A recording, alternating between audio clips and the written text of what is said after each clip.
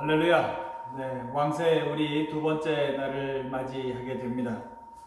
오늘 하루도 우리 성도님들의 삶 가운데 하나님께서 우리 여러분들에게 힘 주시고 능력 주시고 우리 여러분들 격려하셔서 우리 여러분들이 처한 상황과 또 환경과 자리에서 정말로 꼭 필요한 사람, 중요한 역할을 감당할 수 있는 사람, 그러한 저와 여러분들이 될 수 있기를 주님의 이름으로 축원합니다. 오늘 우리 찬송가 581장 주 하나님 이 나라를 지켜주시고 581장입니다. 조금 생소하실 수도 있는데 교회에서 잘 안 불러보는 찬송이기도 해서요. 그런데 저와 함께 배운다 생각하시고 함께 같이 불러보시면 좋겠습니다. 주 하나님 이 나라를 지켜주시고 이 땅 위에 주의 나라 세워주소서. 이 민족을 은혜로써 주의 백성 되게 하사 우리 모두 구원받아 살게 하소서. 이 나라와 이 민족은 주의 것이니 주 하나님 큰 뜻대로 인도하소서. 아름다운 이 강산에 믿음으로 사는 우리 사랑하며 사는 민족 되게 하소서. 하나님이 다스리는 나라 되어서 하늘에는 영광이요 땅에는 평화,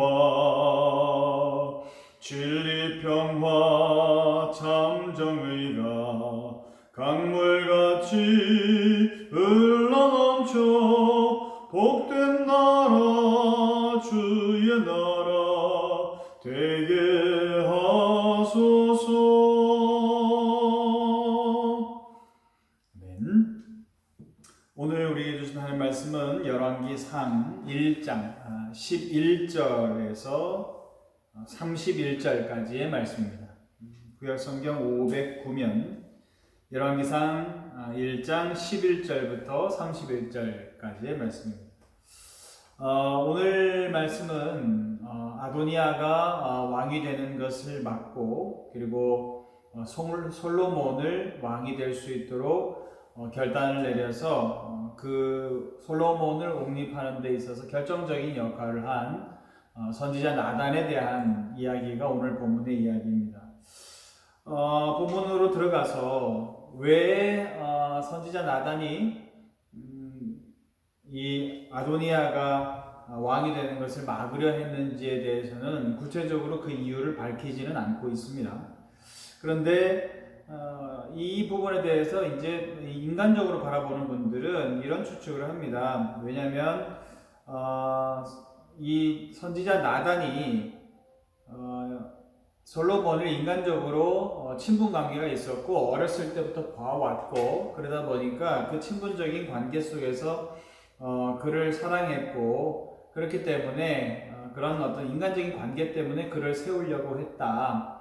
그리고 또 여디디아라고 하는 이름이 무엇이냐, 여호와께서 사랑하신다라고 하는 이름의 의미인데 그 솔로몬의 애칭의 이름을 또 전달해 준 사람이 누구냐, 바로 이 선지자 나단이 아니냐. 그러니까 아무래도 이 솔로몬에 대해서 인간적인 친분적인 관계 때문에 그렇게 한 것이 아니냐 이렇게 보시는 분들이 있어요. 그런데 그래서 얼마든지 뭐 추측은 가능합니다. 그런데 오늘 본문 말씀에서 그러한 것을 구체적으로 밝히고 있지는 않다라고 하는 거예요. 그렇다고 한다면 진짜 이유는 뭘까? 나단이 왜 솔로몬을 옹립했을까? 사실은요, 나단은요, 하나님의 대리자이고, 국가적인 선지자로서 얼마든지 왕을 옹립하고 왕을 폐위시킬 수 있는 즉위식이나 뭐 이런 것들을 관장할 수 있는 권리가 있는 사람이었습니다. 그만큼 굉장히 중요한 자리에 있는 사람이었었는데, 이 중요한 자리에 있었던 이 나단이라고 하는 사람이 인물 변변미를 보면 그저 인간적인 판단에 의해서 솔로몬을 세울 것 같은 그런 사람으로는 전혀 보이지 않아요. 그리고 그는 말 그대로 하나님의 대리자입니다. 하나님의 대리자라고 하는 사람이 하나님의 뜻을 전달하지 않았다가는 하나님께 더 큰 심판을 당할 수도 있는 것이죠. 그러다 보니까 이 선지자 나단이 솔로몬을 옹립한 이유는 말 그대로 가장 중요한 것이 무엇이었느냐? 하나님의 뜻과 섭리에 따라서 세우려고 했을 것이다 라고 하는 거예요.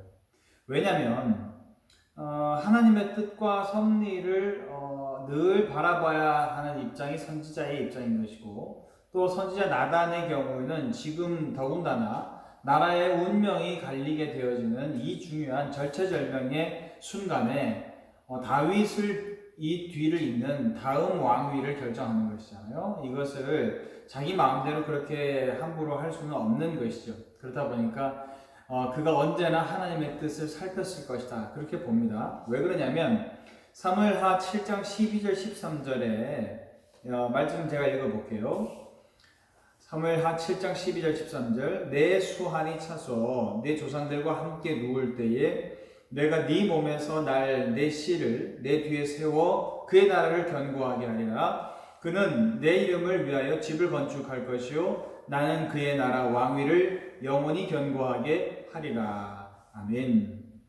이게 무슨 대목이냐면 다윗이 자기는 상하궁전에서 머물고 있는데 성막으로 되어져 있는 하나님의 성전이 너무나도 초라하다. 그래서 내가 하나님의 전을 짓고 싶습니다 라고 하는 자기 뜻을 밝혔을 때 하나님께서 다윗에게 답변하시는 내용이에요. 그러면서 하나님께서 그 마음을 갸륵하게 하나님께서 여기셨죠. 내가 뭐 어떤 상하궁전 같은 의리번쩍한 궁전을 원하는 것이 아니다 라고 하시면서 하나님께서 어쨌든 다윗이 그런 마음을 품었다라고 하는 것을 하나님께서는 귀하게 여기시고, 이제 다윗에게 약속하시는 것이 무엇이냐? 내 씨 중에서, 내 몸에서 날 자 중에서 계속해서 왕위가 이어질 것이다. 말 그대로 왕조가 형성될 것이다 라고 하는 것을 하나님께서 이제 약속해 주시는 장면이에요. 이걸 전달했었던 사람이 누굽니까? 나단입니다.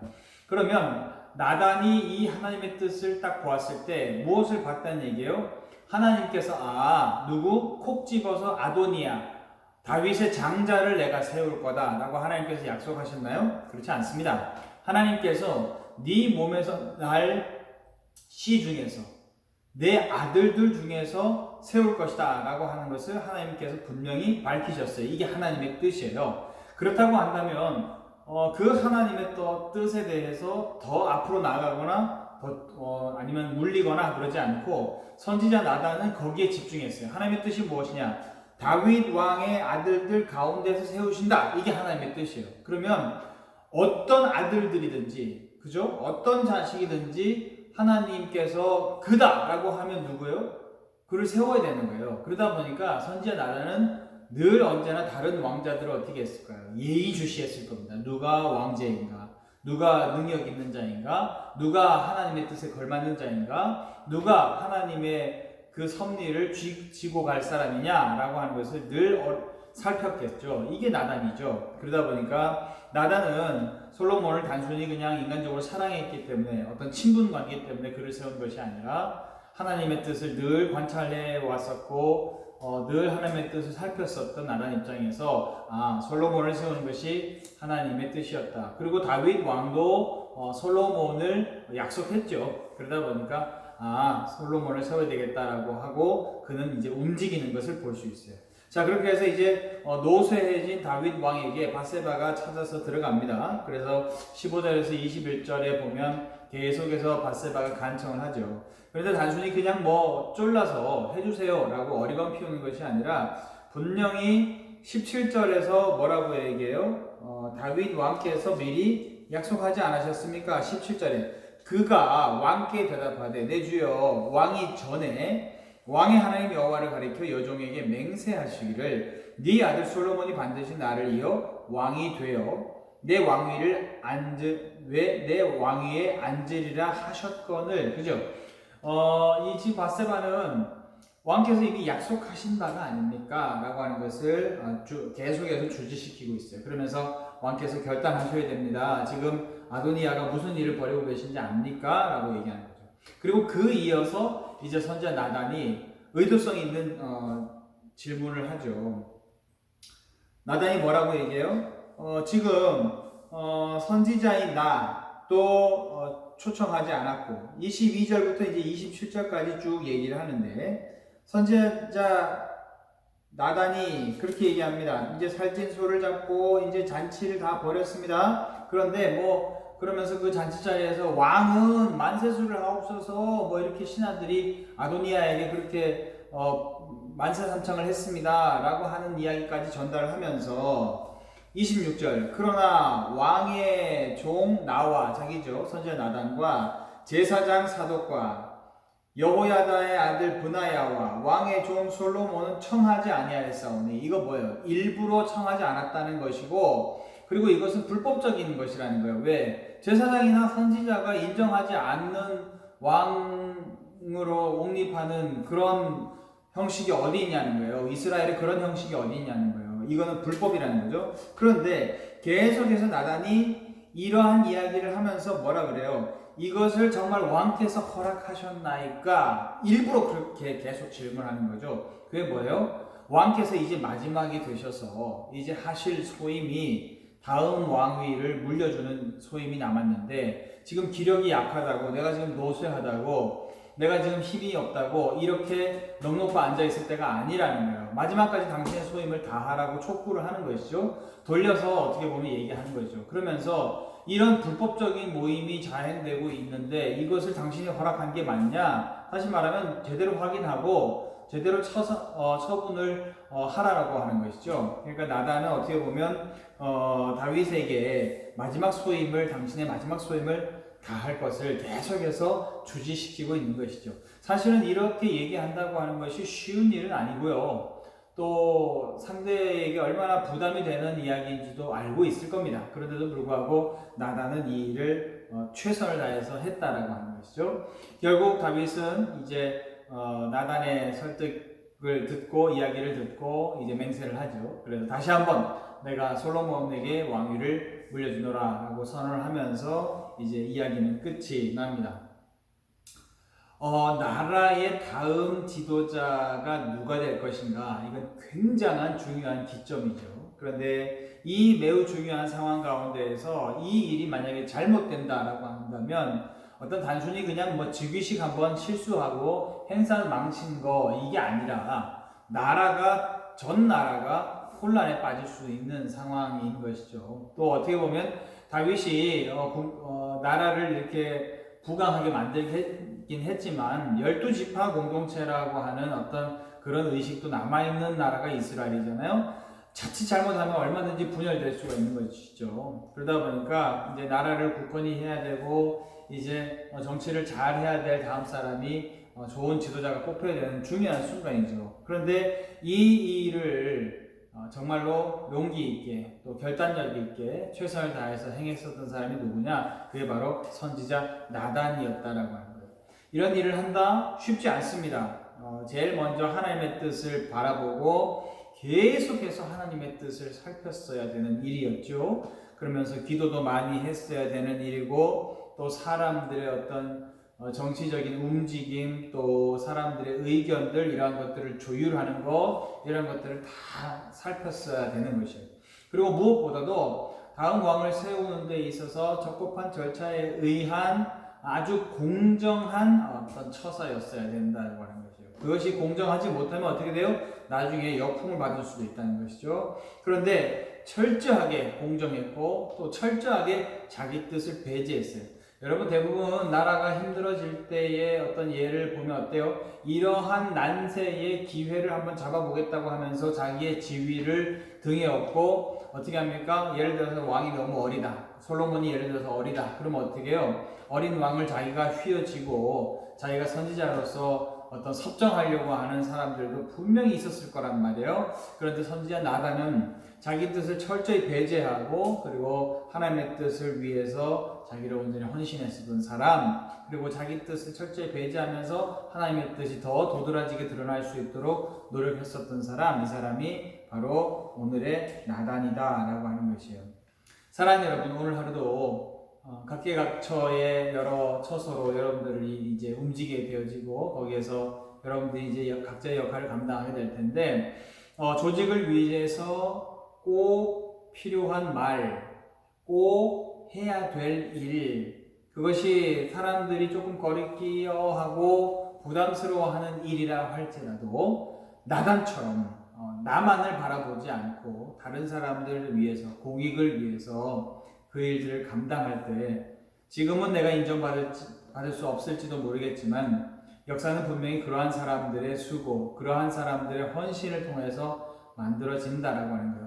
더군다나 우리 대한민국을 살아가는 우리들은 너무나도 잘 알잖아요. 6.25라든가 일제시대라든가 나라의 위기와 어려움이 있었을 때마다 늘 언제나 나단 같은 인물들이 우리 역사에는 계셨었죠. 자기 한 사람만을 생각하는 것이 아니라 공익을 위해서, 미래 세대를 위해서, 후세를 위해서 꼭 필요한 일이라고 한다면 아무리 부담스러운 일이라도 내가 이것을 감당하리라 라고 했었던 우리의 선조들이 계셨기 때문에 오늘의 대한민국이 있는 것이죠. 우리가 믿음의 사람이라고 하면서 그분들의 어떤 뜻을 따르지 아니하고 오히려 더 개인주의적이고 이기적인 그러한 삶으로 살아간다고 한다면 기독교인들의 어떤 구별점은 없을 겁니다. 그러니까 오늘 하루도 우리 성도 여러분, 하나님의 그 거룩함을 닮아서, 구별됨을 닮아서 다른 사람들보다도 더 구별된 공익을 위하는 태도와 자세로 오늘 하루를 살아낼 수 있는 저와 여러분들의 삶이 될 수 있기를 주님의 이름으로 축원합니다. 기도하겠습니다. 하나님 아버지, 공익을 위해서 나를 헌신하고 나를 던진다고 하는 것 쉬운 일이 아님을 고백합니다. 모두가 다 부담스러워하는 일임을 고백합니다. 하지만 누군가는 해야 될 일이라고 한다면, 꼭 필요한 말이라고 한다면 그 십자가를 내가 질 수 있는 우리 성도님들 될 수 있도록 하나님 인도해 주옵소서. 그래서 조직에 또 공익을 위해서, 다음 세대를 위해서 꼭 필요한 존재들 되게 도와주옵시고 믿음의 그루터기 같은 귀한 존재들 우리 성도님들 다 될 수 있도록 하나님 인도하여 주옵소서. 예수님의 이름으로 기도하옵나이다. 아멘.